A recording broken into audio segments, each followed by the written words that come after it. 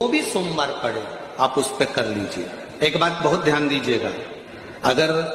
कहीं नौकरी नहीं लग रही है, सर्विस नहीं है, नौकरी नहीं है और आप कई बार इंटरव्यू दिया है, एग्जाम में बैठ भी गए, कंपटीशन एग्जाम में भी बैठे हो और अगर नहीं हो रहा, कंपटीशन एग्जाम क्लियर नहीं हो रहा या सीए का एग्जाम है या अन्य चीजों की पढ़ाई आप कर रहे हैं या कहीं नौकरी के लिए अप्लाई कर रहे हैं, नहीं हो रहा, 5 शमी पत्र, कितने जम के बोलो जरा, 5 शमी पत्र, 5 बेल पत्र, 5 मूंग के दाने, काय के दाने, मूंग, 5 मूंग के दाने, 5 सफेद पुष्प, कोई भी सफेद पुष्प जो आपको मिल जाए, शिव जी को समर्पित कर कर 1 लोटा पानी नाम और गोत्र बोलकर, और जिस एग्जाम में बैठ रहे हो, जिस कंपटीशन एग्जाम में बैठ रहे हो, उसका स्मरण कर कर आपको छोड़ना है। श्री शिवाय नमस्तुभ्यम, शंकर जी का स्मरण करना है। ये एग्जाम के पहले जो भी सोमवार पड़े आप उस पर कर लीजिए। बाबा चाहेगा तो नौकरी लगेगी, 3 महीने के अंदर बाबा दे ही देगा, ये पक्का। बिल्कुल फ्री हो, नहीं कुछ काम चल रहा, कोई नया काम करने का, ये कि मैं बहुत हताश हो चुकी हूं, बीमारी समाप्त नहीं हो रही, या मेरा दुख या मेरी तकलीफ है समाप्त नहीं हो रही है, कष्ट मेरे मिट ही नहीं रहा, दुख मेरे समाप्त ही नहीं है, तब बेलपत्री के जो बीच वाली पत्ती होती है और उस पत्ती के नीचे 2 पत्तियां होती हैं, बहुत ध्यान से देखिएगा और समझिएगा। जैसे ये बीच वाली पत्ती है और उसके नीचे 2 पत्तियां, इसके मध्य में जो डंडी है बेलपत्री के और ये 2 पत्ती के बीच में जो डंडी रहती है, समझते हैं ना सब लोग, समझ रहे हैं ना? बेलपत्री की बड़ी पत्ती, पहले नंबर की पत्ती, और उसके नीचे की 2 पत्ती, उसके बीच की जो डंडी होती है, इस डंडी में चंदन का लेपन कर कर, ये बीच की जो भाग है, डंडी है, उसमें ये देखिए, ये तो 2 पत्ती हो गई, एक ये पत्ती हो गई। अब ये जो बीच का भाग है, सब लोगों को देख रहे होंगे, तो बीच का जो ये भाग है, इस बीच के भाग पर चंदन का लेपन कर 7 दाने चावल के लेकर, जब तुम्हें लग रहा है कि ये बीमारी समाप्ति नहीं हो रही, पकड़ के बैठ गई, ये तो छूटी नहीं रही, डॉक्टर अपना काम करें, या कोई ऐसी बात है कि अदालत में कोई केस चल रहा है या प्रशासनिक कोई तकलीफ आ रही है, या अपने घर में कोई व्यापार से जुड़ी हुई या कोई धन से जुड़ी हुई कोई प्रॉब्लम है और वो समाप्ति नहीं हो रही, बहुत बहुत आप लोगों ने कर लिया, तब ये बेलपत्री, इसके मध्य की जो डंडी है, इस मध्य की डंडी में चंदन लगाकर 7 दाने चावल के लेकर, आप जब द्वार में से मंदिर के अंदर प्रवेश करते हैं, जैसे मंदिर का मुख्य द्वार है, मुख्य द्वार से मतलब शंकर जी को जब जल चढ़ाने के लिए हम लोग अंदर जाते हैं, उसके पहले नंदी आ जाता है, नंदी के भी पहले का जो दरवाजा, मंदिर का मुख्य द्वार, उसको समझ, अंदर प्रवेश करते उसके पहले चंदन लगी हुई बेलपत्र और 7 दाने चावल के हाथ में लेकर, नंदी के सीधे हाथ की ओर से, मतलब आपका भी सीधा हाथ है तो नंदी का भी सीधे हाथ की ओर से, आप नंदी के कानों में अपनी बात को कहकर ये बेलपत्री और 7 दाने चावल के ओम नमः शिवाय बोलकर, नमः शिवाय बोलकर, या श्री शिवाय नमस्तुभ्यम कहकर, डंडी का मुख अशोक सुंदरी की ओर हो और शिवलिंग पर उसको समर्पित कर दो चावल के दाने के साथ। केवल 2 या 3 सोमवार आप करेंगे, धीरे धीरे रोग में दवाई लगना प्रारंभ हो जाएगी और रोग समाप्ति पर जाएगा और आपका कार्य भी सफल होगा। 2 या 3 सोमवार में, ज्यादा हमको नहीं करना है, 2-3 सोमवार भी आपने कर लिया तो कर लिया,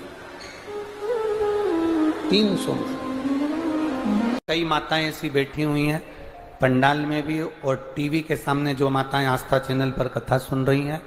फेसबुक यूट्यूब पर जो कथा सुन रही हैं, उसमें भी कई माताएं, कई भाई लोग ऐसे बैठे होंगे जो मंदिर जाते हैं और मंदिर में जाने का नियम बनाते हैं और 1 महीना, 1.5 महीना, 2 महीना, 3 महीना मंदिर जाते हैं, 4 महीना मंदिर जाते हैं और मंदिर में जाने का नियम बनाने के बाद में जब उनका कार्य नहीं होता तो वो मंदिर जाना छोड़ देते। भगवान सुन ही नहीं रहा।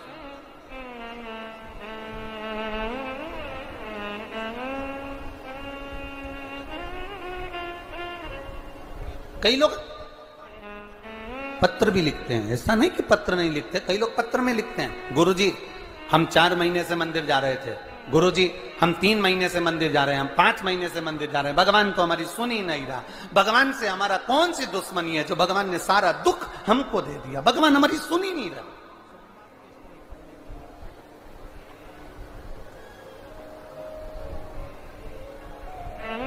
सबकी सुनता है, इतने सारे आपके पास में पत्र आते हैं, गुरुजी भगवान सबकी सुनता है तो हमारी क्यों नहीं सुन रहा? हम भी तो मंदिर जा रहे हैं, हम भी तो भगवान को जल चढ़ा रहे हैं, हम भी तो भगवान के मंदिर में झाड़ू लगा रहे हैं, हम भी तो भगवान के मंदिर में पोछा लगा रहे हैं, हम भी तो भगवान का श्रृंगार कर रहे हैं, फिर भगवान हमारी सुनता क्यों नहीं है? 2 महीना, 3 महीना, 4 महीना जाते हो और मन में विचार रखते हो कि भगवान ऐसा कर देना कि बस मेरा काम हो जाए। भगवान भी मन में सोचते हैं तो चिंता मत कर, तेरे यहाँ किसी की दुकान हो तो उस दुकान को एक बार देखना। एक दुकान में सेठ जी बैठा रहता है, उसको घर पर 5 लाख रुपए पहुंचाना। समझना जरा बहुत अच्छे से, सेठ जी दुकान पर, ऑफिस में, और उसको 5 लाख रुपए अपने घर पर भेजना है। उसके यहां पर 15 नौकर काम कर रहे हैं। एक नौकर 1 महीने पहले लगा, एक नौकर 3 महीने पहले लगा, एक नौकर 10 महीने पहले लगा, एक नौकर 1 साल से लगा, एक नौकर 5 साल से लगा। अब सेठ जी वो 5 लाख रुपए अपने घर भेजना है तो कौन से नौकर के हाथ में देंगे? बोलो रीजी जी, जो 1 महीने काम पर आया उस पर, जो 2 महीने काम पर आया उस पर, जो 3 महीने काम पर आया उस पर, जो 4 महीने काम पर आया उस पर नहीं। सेठ जी ने पुराने को बुलाया, इधर आओ, इधर आओ। हाँ सेठ जी, बेटा ये बैग घर पर रख के आना, हो संभाल के ले जाना, 5 लाख रुपए सावधानी से ले जाना। जी आप चिंता मत करो सेठ जी, आप बिल्कुल चिंता मत करो। सेठ जी ने 5 लाख का बैग दिया और 5 लाख का बैग उस पुराने नौकर ने, जो 2 साल से, 3 साल से, 4 साल से लगातार सेवा में लगा हुआ था, वो 5 लाख का बैग सेठ जी ने उसके हाथ में पकड़ाया कि ये तुम देकर आना। बस उसी तरह वो भोलानाथ और अपन उसके चाकर हैं, वो भी हमारे हाथ में इतनी जल्दी नहीं दे देता है, वो देगा जब जब आपको पूर्ण तरह से परख लेगा।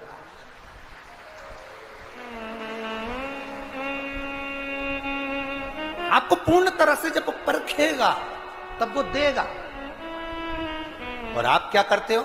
1 महीना मंदिर गए, 2 महीना मंदिर गए, भगवान से प्रार्थना कर लेते हो, भगवान हमको ये दे देना, भगवान हमको ये दे देना। तुम 1 महीना मंदिर जाके मन में सोचते हो कि जमीन में से कहीं गड़ा हुआ धन का हंडा निकल जाए, तो ऐसा कोई महाराज हो जो धन का हंडा निकाल के दे दे तो हमको भी बता देना।